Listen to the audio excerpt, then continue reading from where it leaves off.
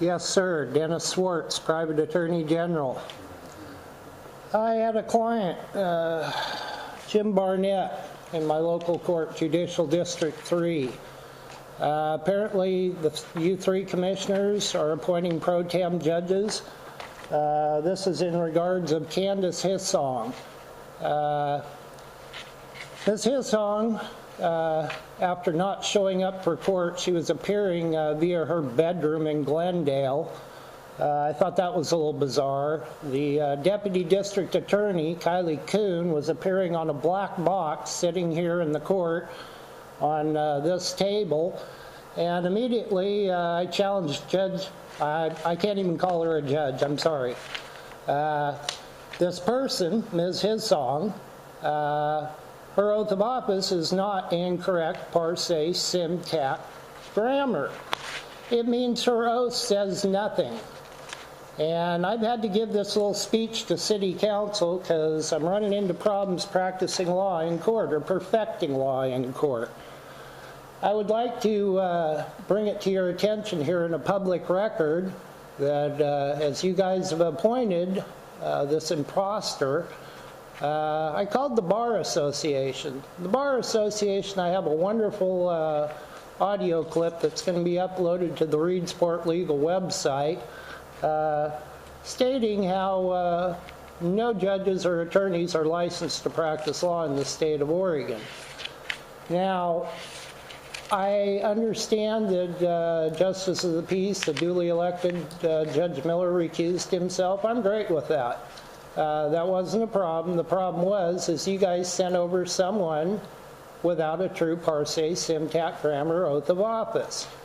Now, apparently Ms. Hissong doesn't remember her 5th grade grammar. She apparently has a Juris Doctorate, but she apparently didn't realize that she had been disqualified by myself. You can watch this on YouTube. She proceeded to move forward, allowing Kylie Kuhn, Deputy District Attorney and Rick Wiesenberg's employee, to move forward with jurisdiction, not able to prove it on and for the record. Standing there waving a piece of paper, talking over a box over in Roseburg is not proving jurisdiction. Now, I've been over to Roseburg. I had to come all the way to Roseburg because my court for my trial is over there. Judge Burge didn't allow me to speak. I never hired an attorney. There was some guy there with a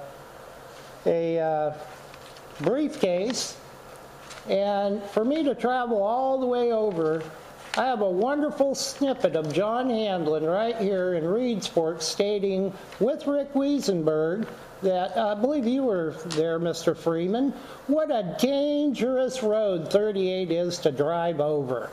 Really, that is going to make the most wonderful little YouTube snippet in the world when you guys can't explain why we have to travel all the way over that dangerous road, to quote Rick Wiesenberg and Sheriff John Handlin, to deal with our traffic citations. This is preposterous.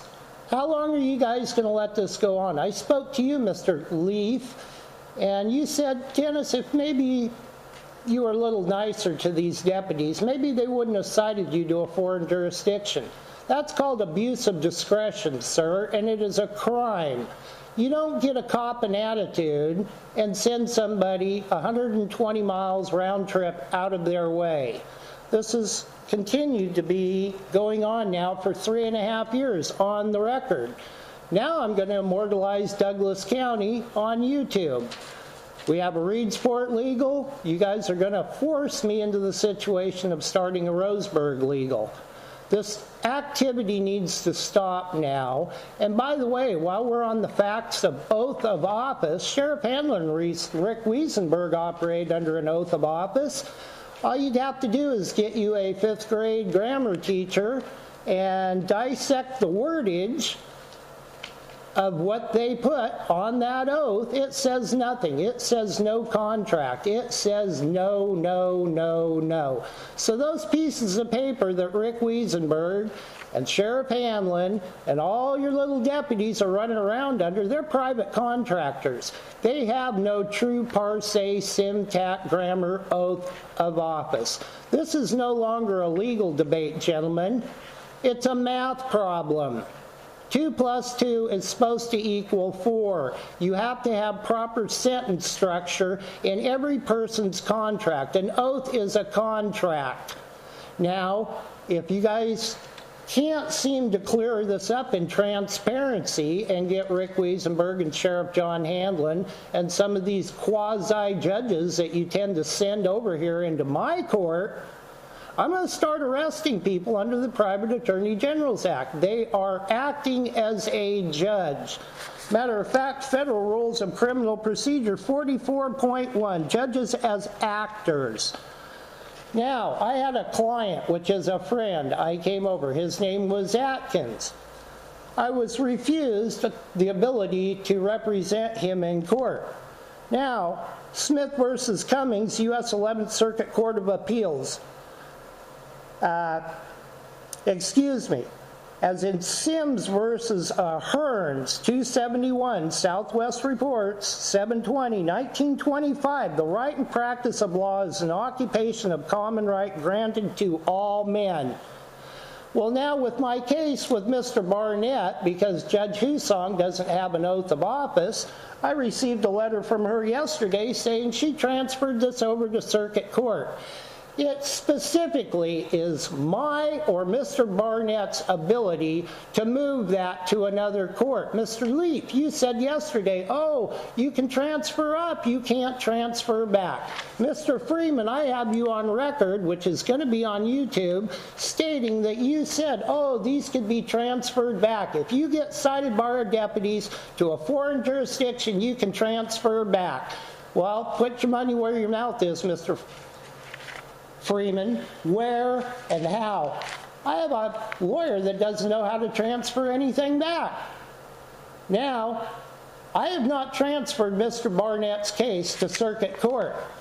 And I will warn you one more time that it is Mr. Barnett or myself, the attorney of record, to request that transfer.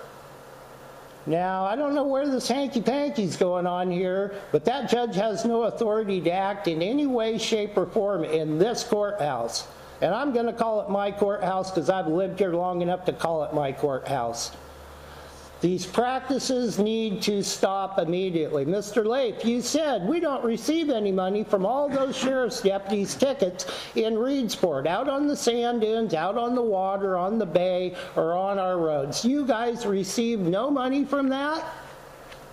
Maybe that's why our local justice court library is devoid of the necessary books for anyone to defend themselves. You want to complain budget constraints? How many traffic tickets are you robbing from us? This has got to end.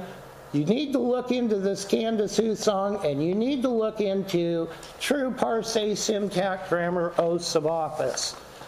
And in closing, I would suggest that all three of you pull out your Oregon Revised Constitution or Oregon Constitution and start reading it.